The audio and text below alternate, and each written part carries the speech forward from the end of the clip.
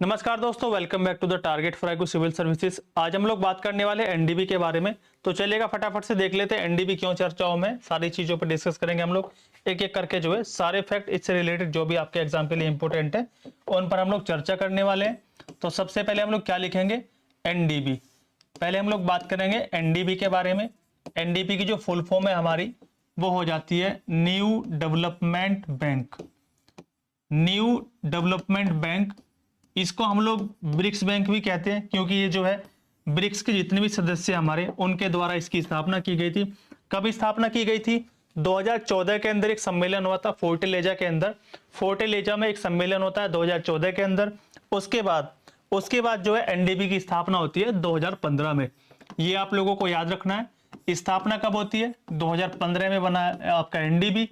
Headquarter की अगर मैं बात करूं आप लोगों से, मुख्यालय कहां पर है इसका? तो मुख्यालय हो जाएगा शंघाई, चाइना के अंदर। ये आप लोगों को याद रखना है, शंघाई चीन के अंदर इसका हेडक्वार्टर हो जाएगा। और अभी वर्तमान में कितने मेंबर है इसमें अभी वर्तमान में मेंबर है कितने? तो इसके टोटल सदस्य हैं अभी 11। इसका 9वां मेंबर था अभी बना था अल्जीरिया। 9th नंबर का मेंबर जो बना था वो था आप लोगों का अल्जीरिया।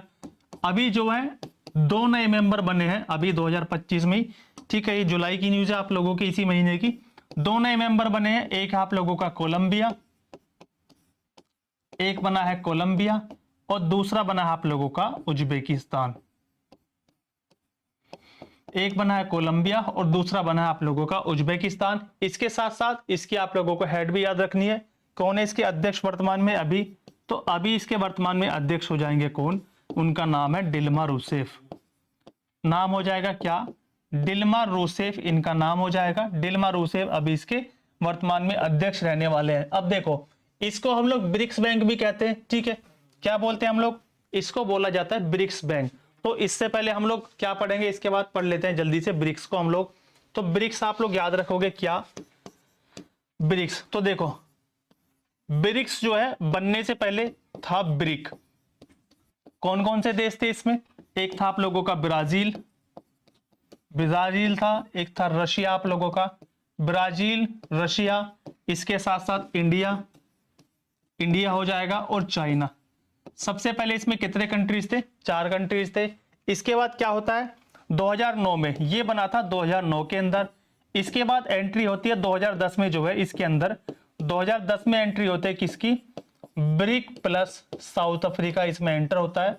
साउथ अफ्रीका इसका मेंबर बनता है। हालांकि जो है साउथ अफ्रीका इसमें आधिकारिक तौर पर जो शामिल हुआ था वो हुआ था आप लोगों का 2011 के अंदर। तो ये बन जाता है क्या आप लोगों का? यहां पर बन जाता है टोटल ब्रिक्स। ठीक है, ब्रिक्स बन जाता है। अब अगर मैं वर्तमान में बात करूं, इसमें कितने मेंबर है हमारे ब्रिक्स के अंदर? टोटल सदस्य अभी एट प्रेजेंट वो हो जाएंगे 10। और 10वां जो मेंबर है वो बना है अभी इंडोनेशिया। क्या बना है? इंडोनेशिया जो है इसका 10वां मेंबर बना है। और अब बात कर लेते हैं हम लोग क्या? ब्रिक्स की समिट की बात करेंगे फटाफट से हम लोग। यहां से जो है समिट आप लोगों से पूछी जा सकती है, इंपॉर्टेंट है आप लोगों के लिए। तो देखो 2023 की अगर मैं बात करूं आप लोगों से, 23 में तो ये समिट हुई थी दक्षिण अफ्रीका के अंदर। ब्रिक्स का शिखर सम्मेलन कहां हुआ था? दक्षिण अफ्रीका के अंदर 2023 में जो है। 2024 की अगर मैं बात करूं आप लोगों से 24 की, तो 2024 का हुआ था हमारा कजान, रूस के अंदर। कजान नाम की जगह पड़ती है रूस के अंदर, वहां पर हुआ था क्या? 2024 का समिट आपका कजान में हुआ था। इसके साथ साथ 2025 में अभी वो हुआ है Rio de Janeiro. Rio de Janeiro नाम की जगह पड़ती है कहां पर? ये पड़ती है ब्राजील के अंदर। कहां पर हो जाएगी? ये हो जाएगी आप लोगों का ब्राजील के अंदर। रियो डी जेनेरियो ब्राजील में इसकी 2025 की समिट हुई है। और ब्राजील के आप लोग साथ के साथ साथ यहीं पर राष्ट्रपति भी लिख लोगे कौन थे? ब्राजील के राष्ट्रपति कौन है? लूला डी सिल्वा। इंपॉर्टेंट है इनका नाम, लूला डी सिल्वा ब्राजील के राष्ट्रपति हो जाएंगे। इसके साथ साथ 2026 की जो होने वाली है अभी अगले साल जो होगी वो होगी हमारे नई दिल्ली में, भारत के अंदर। कहां पर हो जाएगी? नई दिल्ली, भारत के अंदर। वो हो जाएगी आप लोगों की 2026 की जो समिट होने वाली है वो होगी आप लोगों का भारत के अंदर होगी। इसके साथ साथ आप लोगों को याद रखना है क्या?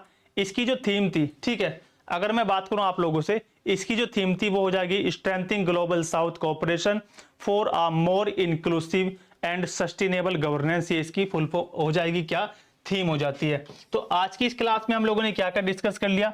सबसे पहले हम लोगों ने एनडीबी को पढ़ा, कौन नए सदस्य बने उनके बारे में जाना हम लोगों ने अच्छे तरीके से। इसके साथ साथ हम लोगों ने पूरी डिटेल में जो है ब्रिक्स को कवर कर लिया है। इसी तरह की छोटी छोटी वीडियोस पाने के लिए बने रहिएगा अपने प्यारे परिवार Target for IQ civil service के साथ। Thank you so much.